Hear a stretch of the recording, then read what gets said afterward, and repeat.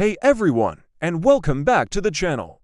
Today, we're diving into a story of survival that pushes the very limits of human endurance and morality.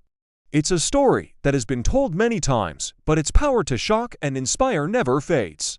This is the incredible and harrowing tale of Uruguayan Air Force Flight 571. On October 13, 1972, a charter flight carrying 45 people, including a university rugby team, their friends, and family, was headed from Montevideo, Uruguay, to Santiago, Chile. They were young, full of life, and excited for an upcoming match. But they would never make it to their destination. As the Fairchild FH-27D flew through the treacherous Andes Mountains, a fatal navigational error by the inexperienced co-pilot led them to begin their descent far too early.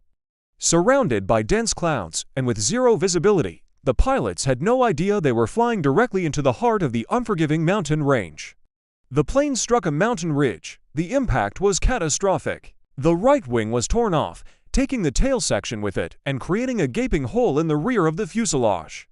Several passengers were instantly swept out into the freezing void. A few moments later, the left wing broke off, and the remaining fuselage, now a toboggan of twisted metal, hurtled down a glacier at over 200 miles per hour before finally crashing to a halt in a remote snow-covered valley. The silence that followed was deafening, broken only by the cries of the injured. Of the 45 souls on board, 12 died in the crash or shortly after. The survivors found themselves stranded at an altitude of over 11,000 feet, surrounded by nothing but snow and rock. They were dressed for a spring weekend in Chile, not a brutal Andean winter.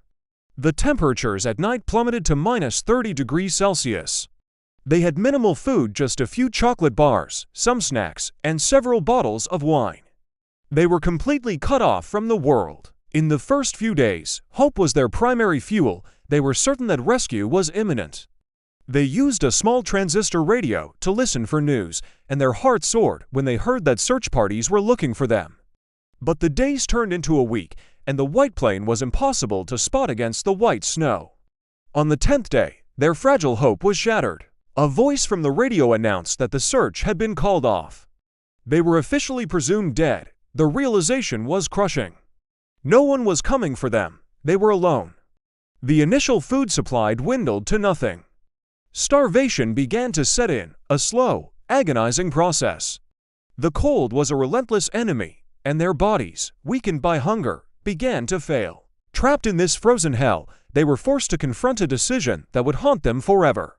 Surrounded by the bodies of their deceased friends and teammates preserved in the snow, they had to choose between their own survival and one of society's most profound taboos. After immense anguish and a pact that if any of them should die, the others could use their body to live, they made the agonizing choice to resort to cannibalism. It was a desperate act, born not of malice, but of an unyielding will to live. As if their ordeal wasn't horrific enough, on the 17th day, disaster struck again. An avalanche buried the fuselage as they slept, killing 8 more people and trapping the survivors for 3 days in the cramped, suffocating space alongside the newly dead. It was a new level of hell, yet they endured. Finally, after 2 months of unimaginable suffering, 2 of the strongest survivors, Nando Parado and Roberto Canessa, decided to do the impossible. With no mountaineering gear and wearing layers of clothes stitched together, they set off to find help. For 10 grueling days, they climbed and trekked across the Andes, a feat that experienced mountaineers would find daunting. They walked until their bodies were broken, driven by the thought of the friends they left behind. Eventually, on the brink of death, they stumbled upon a Chilean shepherd. They had found salvation. Thanks to the incredible courage of Parado and Canessa, helicopters were dispatched, and on December 22, 1972, more than 72 days after the crash, the remaining 16 survivors were rescued. Their story, often called the miracle of the Andes, is a chilling testament to the fragility of life, the brutal power of nature, and the unbreakable strength of the human spirit when pushed to its absolute breaking point.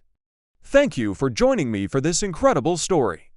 If you found this as compelling as I did, make sure to like, subscribe, and hit that notification bell for more tales of survival and history. See you next time.